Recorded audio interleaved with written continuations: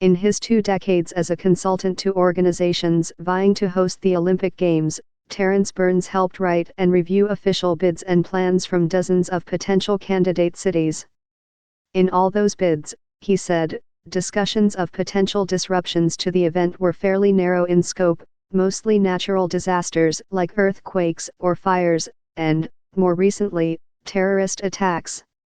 I've never seen an Olympic organizing committee asked, "Are you prepared for a global pandemic?" Burns said this week. Now, with just under 5 months to go before the scheduled opening of the Summer Olympics in Tokyo on July 24, organizers in Japan and at the International Olympic Committee headquarters in Switzerland are grappling with the coronavirus outbreak, which is threatening to derail the world's largest sporting event. In preparing for the Olympics, Japan's public health planning until now had focused on the prevention of measles and rubella, sexually transmitted diseases and food poisoning. A new disease, like the coronavirus, was not central to their calculations. Still, as the virus has begun to spread through the country, officials in Japan have played down suggestions that plans for the Games could be altered or even cancelled.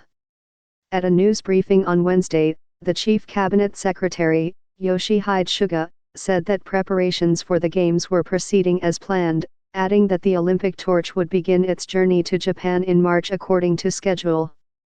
The IOC has also declined to entertain the possibility that the Games might not take place exactly as planned.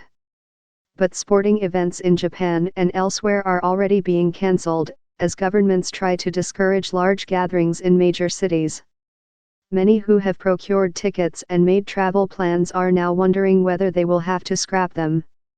We've had our first guests calling to ask questions about cancelling, Ann-Britt Stengel, the president of Sports Traveler, a travel agency specializing in packages to international sporting events, said this week. Everyone in the industry is monitoring it and concerned. Updated February 26, 2020. People across the Olympic world have begun to ponder, then, what might happen if the coronavirus has not been brought under control before the summer. I'm sure somewhere within the walls of the IOC headquarters there's a big board with various scenarios on it where people are thinking about, okay, what do we do in a worst-case situation, said Dick Pound, a longtime IOC member. There are options, of course, according to people like Burns who have worked with the Olympics for decades. None are very appealing.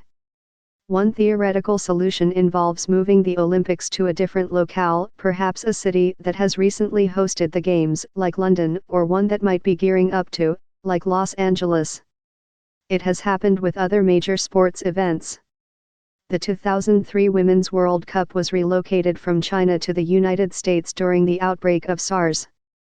But the Women's World Cup, particularly back then, was a considerably smaller event in scope than the Olympics, with far fewer traveling fans, athletes, sponsors, and media members. And in general, stadiums that can accommodate soccer, the world's most popular sport, are easy to find.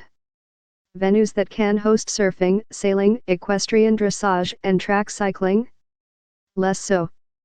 Olympic host cities block out rooms in countless hotels. They reserve high-profile venues, generate public safety and transportation plans, and deal with a host of other logistical and legal issues years in advance, in anticipation of tens of thousands of visitors. Who could put on an event the size and scope of the Olympic Games even beginning today, 5 months out? Pound said. Nobody, realistically. There is also the question of whether it would even make sense amid a viral epidemic to have thousands of people from around the world congregate in another city and then return to their homes. Yasuyuki Kato, professor of infectious diseases at the International University of Health and Welfare in Narita, Japan, noted that the Games could act as a hub to disseminate the virus to other countries. The Olympics have been cancelled outright 3 times in 1916, 1940, and 1944 during the World Wars. The prospect of a cancellation now, when so many parties have invested billions of dollars and years of labor and have legal contracts, seems almost unthinkable. Broadcasters have carved out huge programming blocks, and marketers have built campaigns meant to culminate in Tokyo. Athletes have trained for years to appear on that stage. "I'll tell you who definitely doesn't want to cancel is NBC," said Joel Spoikoff, a professor of politics and an expert on Olympic history at Pacific University in Oregon. "They have put billions into the rights to these Olympics. There will be serious disgruntlement from those who have power. They will insist that the games go on." A spokesman for NBC said, "The safety of our employees is always our top priority, but there is no impact on our preparations at this time. The spread of viruses can be suppressed in warmer months," and Melissa Nolan, an expert on infectious diseases at the University of South Carolina, said, "Most predictions estimate we'll see a major decline by July."